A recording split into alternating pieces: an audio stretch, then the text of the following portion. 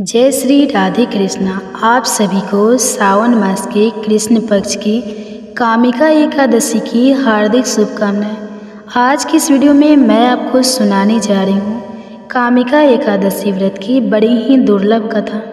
तो आप सभी भक्तजन इन कथाओं को बड़ी ही श्रद्धा और प्रसन्नचित मन से सुनिए। बोलिए श्री लक्ष्मी नारायण भगवान की जय। कामिका एकादशी को श्रीहरि का सबसे उत्तम व्रत माना जाता है। इस एकादशी की कथा भगवान श्री कृष्ण ने धर्मराज युधिष्ठिर को सुनाई थी। इससे पहले राजा दिलीप को वशिष्ठ मुनि ने सुनाई थी, जिसे सुनकर उन्हें पापों से मुक्ति और अंत में मोक्ष की प्राप्ति हुई थी। धर्मराज युधिष्ठिर भगवान श्री कृष्ण से कहते हैं कि भगवान, मैं आपको कोटि कोटि प्रणाम करता हूँ। मैंने आपके श्रीमुख से आषाढ़ मास के शुक्ल पक्ष में आने वाली देवशयनी एकादशी का महात्म्य सुना। हे मधुसूदन, अब आप मुझे श्रावण मास की कृष्ण पक्ष की एकादशी के बारे में बताइए। तब धर्मराज की यह बात सुनकर मनोहर मुस्कान वाले भगवान श्री कृष्ण कहने लगे, हे धर्मराज, जो प्रश्न अभी अभी तुमने किया है वही प्रश्न लेकर परम शुद्ध भक्त देवर्षि नारद एक बार सृष्टि की रचना यथा श्री ब्रह्मा जी के पास गए थे।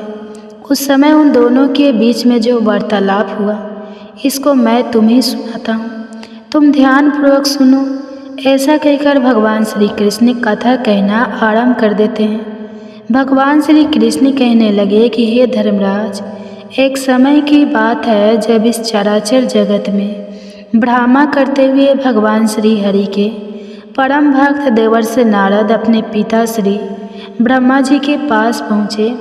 आप तो जानते ही हैं कि नारद मुनि सदा विचलन करते रहते हैं और उनके मन में सदैव कोई ना कोई जिज्ञासा और लोकहित के लिए कोई ना कोई प्रश्न होता है।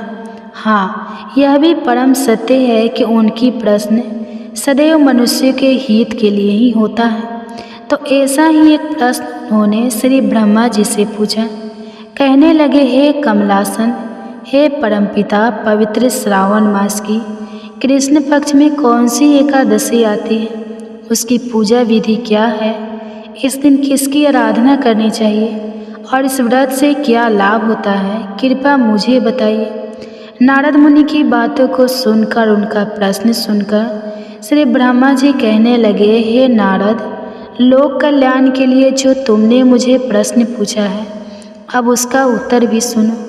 सावन मास के कृष्ण पक्ष में आने वाली परम कल्याणी एकादशी को कामिका एकादशी कहा जाता है और यह एकादशी इतनी पावन, इतनी पवित्र होती है कि उसके स्मरण और श्रवण मात्र से ही वेदों में वर्णित वाजपेयी यज्ञ करने का फल प्राप्त हो जाता है।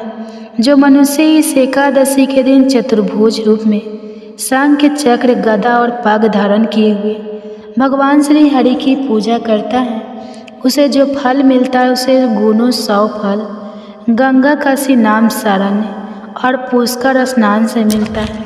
वह विष्णु भगवान के पूजन से मिलता है, जो फल सूर्य और चंद्र ग्रहण पर कुरुक्षेत्र और काशी में स्नान करने से, समुद्र वन सहित पृथ्वी दान करने से, सिंह राशि के बृहस्पति में गोदावरी और गंडकी नदी में स्नान से भी प्राप्त नहीं होता। वह भगवान विष्णु के पूजन से मिलता है। जो मनुष्य सावन मास में भगवान श्री हरि का पूजन करते हैं, उनसे देवता, गंधर्व, सूर्य आदि सब पूजित हो जाते हैं। अतः पापों से डरने वाले मनुष्य को कामिका एकादशी का व्रत और विष्णु भगवान का पूजन अवश्य करना चाहिए। पाप रूपी कीचड़ में फंसे हुए और संसार रूपी समुद्र में डूबे मनुष्य के लिए इस एकादशी का व्रत और भगवान विष्णु का पूजन अत्यंत आवश्यक है। इससे बढ़कर पापों के नाश का कोई उपाय नहीं है। हे नारद, स्वयं भगवान ने यही कहा है कि कामिका एकादशी के व्रत से जीव कुछ योनियों को प्राप्त नहीं होता। जो मनुष्य इस एकादशी के दिन भक्तिपूर्वक तुलसी दाल भगवान श्री हरि विष्णु जी को अर्पण करते हैं, वे इस संसार की समस्त पापों से दूर रहते हैं। विष्णु भगवान रत्न, मोती, मणि तथा आभूषण आदि से इतने प्रसन्न नहीं होते जितने तुलसी दल से होते हैं। तुलसी दल पूजन का फल 4 भार चांदी और 1 भार स्वर्ण के दान के बराबर होता है। हे नारद, मैं स्वयं भगवान की अति प्रिय तुलसी देवी को सदैव नमस्कार करता हूँ। तुलसी के पौधे को सींचने से मनुष्य की सभी यातनाएं नष्ट हो जाती हैं। दर्शन मात्र से सब पाप नष्ट हो जाते हैं और स्पर्श से मनुष्य पवित्र हो जाता है। कामिका एकादशी की रात्रि को दीपदान तथा जागरण के फल का महात्म चित्रगुप्त भी नहीं कह सकते। जो इस एकादशी की रात्रि को भगवान श्री हरि विष्णु के मंदिर में दीपक जलाते हैं, उनके पितर स्वर्ग लोक में अमृत पान करते हैं तथा जो घी या तेल का दीपक जलाते हैं वे 100 करोड़ दीपकों से प्रकाशित होकर सूर्य लोक को जाते हैं। अंत में ब्रह्मा जी ने नारद जी से कहा, ब्रह्मा हत्या तथा भ्रूण हत्या आदि पापों को नष्ट करने वाली इस कामिका एकादशी का व्रत मनुष्य को यत्नपूर्वक अवश्य करना चाहिए। व्रत करने पर तो सभी कामनाओं की पूर्ति होती ही है। इस कामिका एकादशी के महात्म को श्रद्धापूर्वक पढ़ने या सुनने वाले व्यक्ति के समस्त पाप नष्ट होकर उसे विष्णु लोक की प्राप्ति हो जाती है। तो बोलिए श्री लक्ष्मी नारायण भगवान जी की जय। अब आप सुनिए कामिका एकादशी की व्रत कथा। कामिका एकादशी की कथा के अनुसार किसी गांव में एक पहलवान रहा करता था। उस गांव में ब्राह्मण भी रहा करते थे। पहलवान का स्वभाव बहुत ही क्रोधी था। वह बात बात पर क्रोधित हो जाया करता था और किसी से भी झगड़ा कर लिया करता था। एक दिन की बात है, गांव में ही एक ब्राह्मण से उसकी बहस हो गई। बहस इतनी बढ़ गई कि उन दोनों के बीच में हाथापाई होने लगी और इसी हाथापाई के बीच पहलवान के हाथों से ब्राह्मण की हत्या हो गई। अपने हाथों से मारे गए ब्राह्मण की क्रिया उस पहलवान ने करनी चाहिए, लेकिन पंडितों ने उसे क्रिया कर्म में सम्मिलित होने से मना कर दिया। ब्राह्मणों ने कहा कि तुम पर ब्रह्मा हत्या का दोष है, पहले प्रायश्चित करके इस पाप से मुक्त हो जाओ, तब हम तुम्हारे घर पर भोजन करेंगे।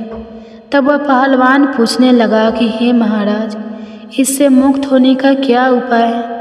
तब ब्राह्मण ने उसे बताया कि श्रावण मास के कृष्ण पक्ष की एकादशी को भक्ति भाव से श्रद्धापूर्वक भगवान श्री हरि का व्रत और पूजन कर ब्राह्मण को भोजन कराकर दक्षिणा देकर उनसे आशीर्वाद प्राप्त करने के बाद ही तुम्हें इस पाप से मुक्ति मिल पाएगी। तब पंडितों को बताए हुए विधि के अनुसार व्रत करने वाली रात में भगवान श्री हरि ने उस पहलवान को दर्शन देकर कहा कि मैंने तुम्हारा व्रत स्वीकार किया है, अब तुम्हें ब्रह्मा हत्या के पाप से मुक्ति मिल गई है। इस व्रत को करने से ब्रह्मा हत्या, भ्रूण हत्या आदि सभी पापों का नाश हो जाता है और ऐसा व्यक्ति इस लोक में सभी सुखों को भोग कर अंत में श्री विष्णु धाम को जाता है। जो भी भक्त सच्चे मन से कामिका एकादशी के इस महात्म्य को सुनता अथवा दूसरे को सुनाता है, उस मनुष्य को भी अंत में स्वर्ग लोक की प्राप्ति होती है। बोलिए माता लक्ष्मी और भगवान श्री विष्णु जी की जय। आप सुनेंगे एकादशी माता की कथा। प्रेम से बोलिए एकादशी माता की जय।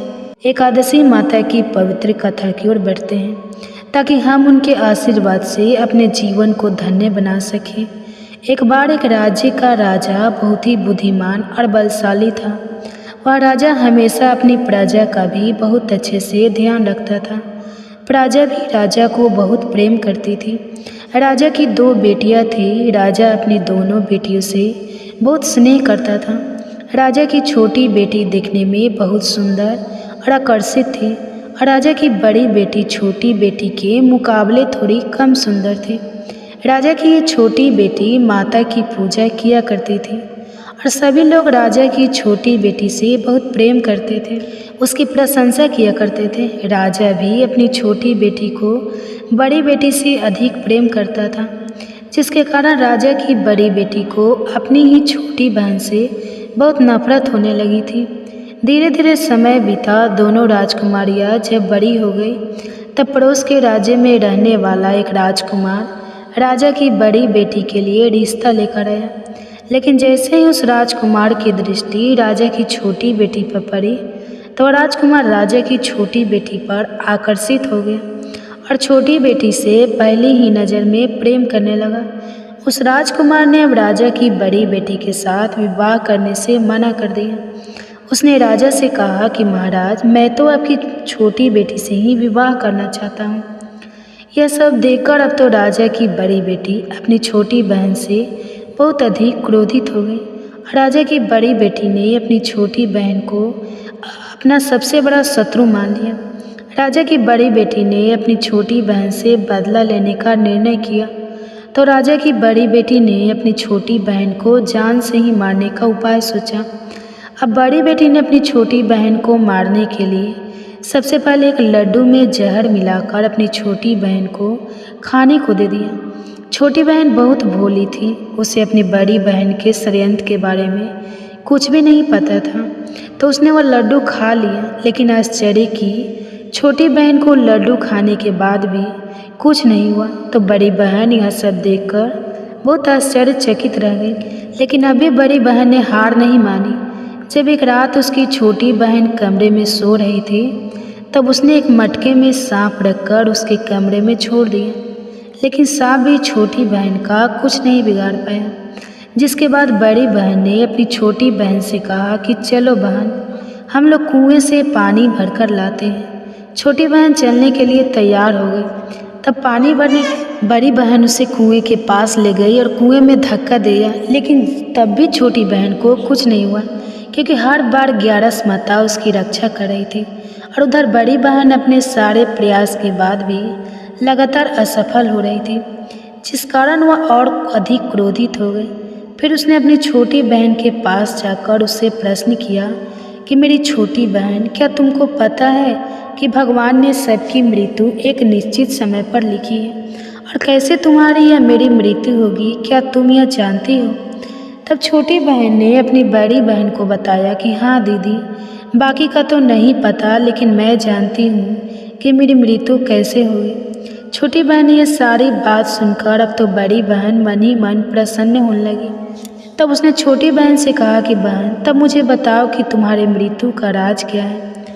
अब छोटी बहन ने अपनी बड़ी बहन से कहा कि दीदी, मेरी मृत्यु तो एक तोते में है। जो तोते के गले में एक हार है, उससे ही मेरी मृत्यु होगी। जब तक कोई भी व्यक्ति तोते को मारकर उस हार को अपने गले में पहनेगा तो मैं मूर्छित हो जाऊंगी, और जैसे ही उस हार को अपने गले से उतारेगा तो मैं वापस जीवित हो जाऊंगी। अपनी छोटी बहन की मृत्यु का राज जानकर अब तो बड़ी बहन बड़ी खुश हुई। अब उसने अपनी छोटी बहन को मारने के लिए उस पालतू तोते को ढूंढना शुरू कर दिया।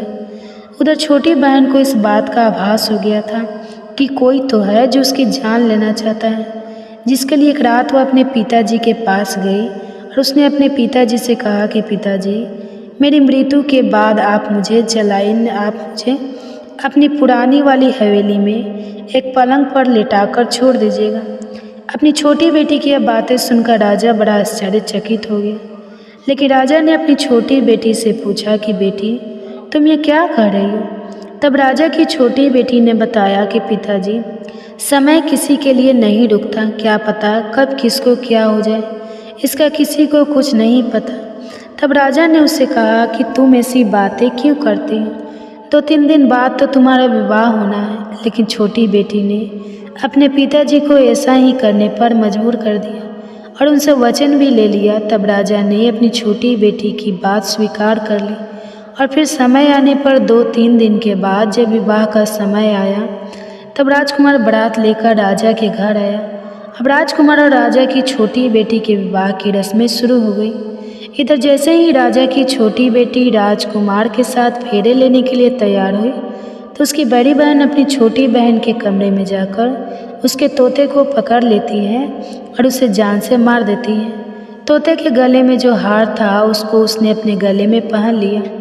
उधर जैसे ही बड़ी बहन ने उस हार को अपने गले में पहना, तो उधर 2 बहन जो केवल 3 फेरे ही ले पाती है, वहीं पर बीच रास्ते में ही गिरकर बेहोश हो गई। जिसके बाद राजा ने बड़े बड़े हकीम वैद्य को बुलाया और अपनी छोटी बेटी का इलाज करने के लिए कहा। राजा की बात सुनकर जब वैद्य ने छोटी बेटी को देखा तो राजा को बताया कि महाराज, आपकी छोटी बेटी ना तो जीवित है और ना मरी हुई है। ऐसा तो मैं पहली बार देख रहा हूँ। राजा ने वैद्य और हकीम को यह बात बाहर बताने से मना कर दिया और उनसे कहा कि अगर तुमने यह बात किसी को बाहर बताई तो हम तुमको फांसी पर लटका देंगे। राजा ने अब अपनी छोटी बेटी को पुराने महल में ले जाकर एक पलंग पर लिटा दिया और फिर वहाँ पर कुछ सैनिकों को तैनात कर दिया। इसके बाद राजा वापस अपने महल में आ गया। इधर राजा की बड़ी बेटी अपने पिताजी के पास आई और कहने लगी, पिताजी, अगर वो विवाह संपन्न नहीं हुआ तो आपकी इज्जत का क्या होगा? जरा सोचिए, अगर आप कहें तो मैं आपकी इज्जत बचाने के लिए इस राजकुमार से विवाह करने के लिए तैयार हूँ। राजा अपनी बड़ी बेटी के षड्यंत्र के बारे में कुछ भी नहीं जानता था, तो उसने अपनी बड़ी बेटी की बात मान ली और तब राजा ने अपनी बड़ी बेटी को छोटी बेटी के कपड़े, आभूषण आदि पहनाकर मंडप में भेज दिया ताकि किसी को इस बात का पता न चले कि विवाह छोटी बेटी के साथ नहीं बल्कि बड़ी बेटी के साथ हो रहा है। लेकिन राजकुमार यह जान गया था कि यह तो राजा की छोटी बेटी नहीं है बल्कि राजा की बड़ी बेटी है। अब राजकुमार ने राजा की बड़ी बेटी से विवाह करने से मना कर दिया। तब सभी लोगों ने राजकुमार को मजबूर करके राजा की बड़ी बेटी से बचे हुए फेरों को संपन्न करा दिया और फिर विवाह संपन्न हो गया। जिसके बाद राजकुमार राजा की बड़ी बेटी को अपने महल में ले गया। विवाह होने के बाद राजकुमार उसने ना तो बातें करता था, ना उसे पसंद करता था, ना ही उसके आसपास जाता था। राजकुमार ने तो यह फैसला भी कर लिया था कि चाहे कुछ भी हो जाए वो अपनी प्रेमिका को ढूंढ कर रहेगा और जान कर रहेगा कि उसके साथ हुआ क्या है। फिर एक दिन राजकुमार अपने घोड़े पर सवार होकर राजा के पुराने महल के पास पहुंच गया, जहां पर उसने कुछ सैनिकों को देखा। महल के पास पहुंचकर राजकुमार ने जब महल को ध्यान से देखा तो वह समझ गया कि तो हमारे ससुर जी का ही महल है। तब राजकुमार ने सैनिकों से पूछा कि तुम लोग यहाँ क्या कर रहे हो और इस महल के अंदर उस पलंग पर कौन लेटा है? जिसके बाद राजा के सैनिकों ने बताया कि यहाँ पर राजा की छोटी बेटी लेटी है। यह सुनकर राजकुमार को बड़ा प्रसन्न हुआ और वह तुरंत अपनी प्रेमिका के पास पहुँच गया, उसकी सेवा करने लगा। जैसे ही रात हुई तो राजा की छोटी बेटी उठकर खड़ी हो गई। अब तो राजकुमार यह सब देखकर और खुश हो गया। उसने अपनी प्रेमिका से पूछा कि तुम यहाँ क्या कर रही हो? तुम मेरे साथ मेरे घर चलकर आओ। तुमने विवाह बीच में से अधूरा क्यों छोड़ दिया? तब राजकुमारी ने राजकुमार को सारी बातें बता दी कि मेरी जान एक तोते में बसती थी और यह बात मैंने सिर्फ अपनी बड़ी बहन को बता दी थी। मुझे पता है कि उसने ही मुझे मारने का प्रयास किया है। उसके पास एक हार है जिसको वह सुबह पहन लेती है और रात को उतार कर रख देती है। जब तक वह हार को पहने रखती है तब तक मैं मूर्छित रहती हूँ और जैसे ही वह हार को उतार देती है तो मैं जीवित हो जाती हूँ। और जब तक मेरी बहन के पास वह हार रहेगा तब तक मैं ऐसे ही जीवित और मूर्छित होती रहूँगी। अगर मेरी बड़ी बहन के पास जो हार है वह मेरे हाथ लग जाए तो मैं हमेशा के लिए जीवित हो जाऊँगी। सारा रहस्य जानकर राजकुमार ने छोटी राजकुमारी के साथ ही रहने का निर्णय ले लिया और उसने अपने बचे हुए सारे फेरे उस पलंग पर लेटी हुई छोटी राजकुमारी के साथ पूरे कर लिए और अपना विवाह भी पूर्ण कर लिया और वह वहीं पर रहने लगा। देखते ही देखते समय बीतने पर कुछ दिनों में छोटी राजकुमारी गर्भवती हो गई। एक दिन राजकुमार को किसी काम से बाहर जाना पड़ा। तब राजकुमारी के पेट में बहुत तेज से दर्द उठा, जिसके बाद उसने एकादशी माता का आंगन किया। जिसके बाद वहाँ पर माँ प्रकट हुई और उन्होंने उसका प्रसव कराकर उसे प्रसव पीड़ा से मुक्ति दिलाकर एक पुत्र की प्राप्ति करवाई। और वहीं पर अचानक से तभी राजकुमार भी आ गया। राजकुमार ने ग्यारस माता को देखा तो वह आश्चर्यचकित हो गया और उसने तुरंत ग्यारस माता को प्रणाम किया। ग्यारस माता ने राजकुमार से कहा कि जब तुम्हारा पुत्र 5 वर्ष का हो जाए तब तुम अपनी पत्नी का हार इसके गले में डाल देना। देखते ही देखते राजकुमार और राजा की छोटी बेटी का पुत्र 5 वर्ष का हो गया। तो राजकुमार अपने बेटे से कहने लगा कि बेटा, मैं कुछ काम से बाहर जा रहा हूँ, तुम अपनी माता का ध्यान रखना। ऐसा कहकर वह वहाँ से चला गया। लेकिन जब राजकुमार वहाँ से बाहर जा रहा था तब बड़ी बहन के सैनिकों ने उसे देख लिया और बड़ी बहन को जाकर सारी बातें बता दी। इसके बाद बड़ी बहन ने अपनी छोटी बहन के पुत्र का अपहरण करवा लिया और उसको मरवा दिया। छोटी बेटी के पुत्र के 2 टुकड़े उसने करवा दिए। पहला टुकड़ा चक्के के पास छुपा दिया और दूसरा टुकड़ा अपने पलंग के नीचे छुपा लिया। लेकिन ग्यारस माता अपने भक्तों को किसी कष्ट में नहीं देख सकती, तो अपने भक्त का दुख दूर करने के लिए एक भिखारी का रूप धरकर बड़ी बहन के पास गए, जिसके बाद वह वहाँ पर भिक्षा मांगने लगी। तो बड़ी बहन ने अपने नौकरों से कहा कि जाकर भिक्षा दे दो। लेकिन जैसे ही नौकर ग्यारस माता को भिक्षा देने के लिए आए तो माता ने उन्हें मना कर दिया। कहने लगी कि मैं तो तुम्हारी महारानी से ही भिक्षा लूँगी। जिसके बाद बड़ी बहन खुद आकर ग्यारस माता को भिक्षा देने लगी। तब माता एक बिल्ली का रूप धारण करके उसके कमरे में चली गई और वहाँ पर छोटी बेटी के पुत्र के दोनों टुकड़ों को उन्होंने आपस में जोड़ दिया। टुकड़े जुड़ते ही वह राजकुमार वापस जीवित हो गया। तब ग्यारस माता उस नन्हे बालक को वापस लेकर आ गई। अब तक ग्यारस माता ने राजकुमार को सारा रहस्य समझा दिया था। अब राजकुमार अपने बेटे को लेकर बड़ी राजकुमारी के पास गया और कहने लगा कि अगर तुम इसका ध्यान अच्छे से रखेगी तभी मैं तुमसे बात करूँगा। अब वह नन्हा बालक बड़ी राजकुमारी के पास रहने लगा। एक दिन राजकुमारी अपने बच्चे से कहने लगा, बेटा आज तुम अपनी माँ से उनके गले का हार मांग लेना। अपने पिता की बात मानकर नन्हा राजकुमार अपनी माँ के पास गया और कहने लगा, माँ मुझे तुम्हारा हार चाहिए। यह सुनकर बड़ी राजकुमारी पहले तो बहुत क्रोधित हुई, पर उसे याद आया कि राजकुमार ने कहा था कि अगर मैं इस बच्चे का ध्यान अच्छे से रखूँगी तो ही वह मुझसे बात करेंगे। जिस कारण उसने अपने गले में पहना हुआ वह हार उस बालक को दे दिया और बालक ने वह हार तुरंत ले जाकर अपने पिता को दे दिया। तभी राजकुमार अपने बेटे को लेकर वहाँ से जाने लगा और अपनी पत्नी से कहने लगा कि मैं आज शाम को तुम्हारे साथ आकर खाना खाऊंगा। ऐसा कहकर वह अपने बेटे को लेकर वहाँ से चला गया। जिसके बाद वह सीधा राजा के पास गया और उन्हें सारी बातें सच सच बता दी। राजा अपनी बड़ी बेटी की सारी करतूतें सुनकर बहुत क्रोधित हुए।